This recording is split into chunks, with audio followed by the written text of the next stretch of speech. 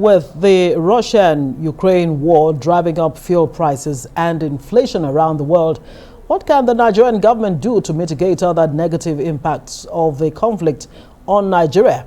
Well, we're joined now by Dr. Kabiru Adamu, defense and security expert and CEO of security firm Beacon Consulting. Thank you so much for joining us on Newsnight. Let's take it this way. I mean, before this Russia-Ukraine war broke out, Russia seemed to be expanding her influence towards Africa. You saw there that South Africa actually abstained, from outrightly condemning Russia in its invasion of Ukraine. But what do you think is likely to be the end game for Nigeria and, of course, the rest of Africa if this war continues? Good evening, Ngozi, and very nice to be with you again. My field is risk management, and this is one of the few times when I would say the future, unfortunately, appears a little bit bleak for a lot of African countries, including Nigeria. And the simple reason for this is our dependence on foreign items for virtually every aspect of human security.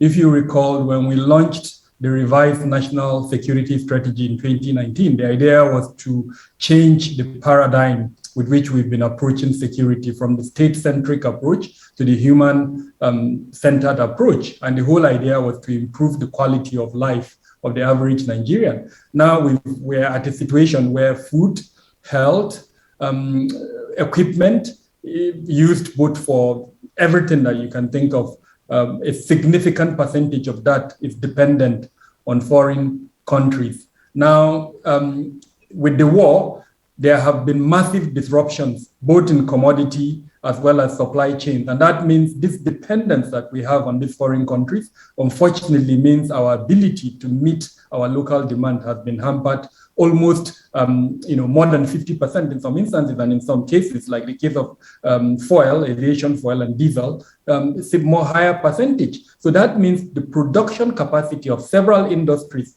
within the country is likely to be hampered. What worries me is what is the government doing about this? What are those industries doing about it? Are they looking at their risk management components? Are they thinking of alternative means to meet up these shortfalls in this demand? Unfortunately, I'm not hearing that enough of that at the moment.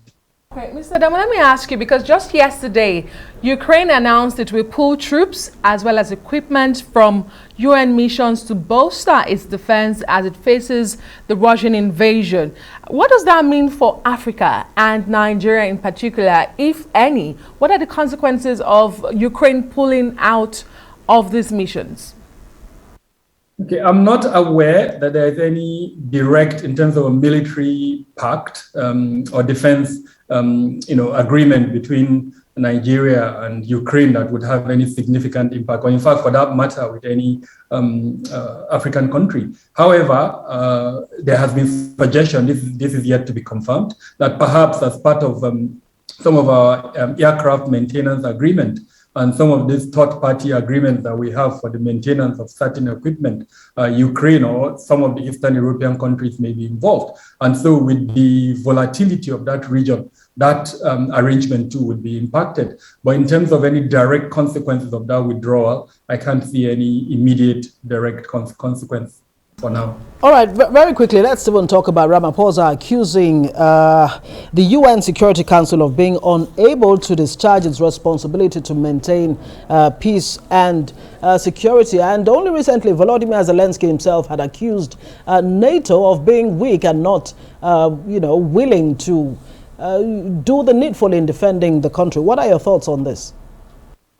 Yes, he's a leader that unfortunately is, being almost, overrun by a bigger neighbor. So understandably, he's angry, he's frustrated.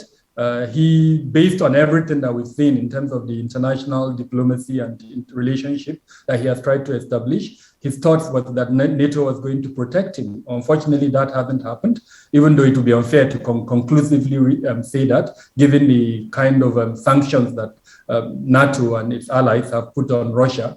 It remains to be seen, just like you've indicated in your opening report, how that sanctions, what impact that those sanctions would have on Russia, whether it would be the game changer. For now, his country is being overrun, his citizens are being killed. So understandably, he's angry with the multilateral system, especially the diplomatic platforms that are supposed to stop this kind of invasion. They have failed almost, fully.